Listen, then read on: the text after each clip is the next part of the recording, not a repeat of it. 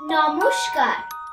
আজ বিশ্ব পৃথিবী দিবসে আমার নিবেদন কবি অভিক বসুর লেখা কবিতা পৃথিবী। বলেছেন পিথাগোরাস পৃথিবীটা গোল, তার নাকি দুই গাড়ে দুইখানি টোল। হাসলে পৃথিবীটা হয় ঝলমল, কাঁদলেই তাকে ঘিরে বৃষ্টির ঢল। সাজিয়ে রেখেছে সে প্রকৃতির ডালা, সাগর অরণ্য আর পর্বতমালা।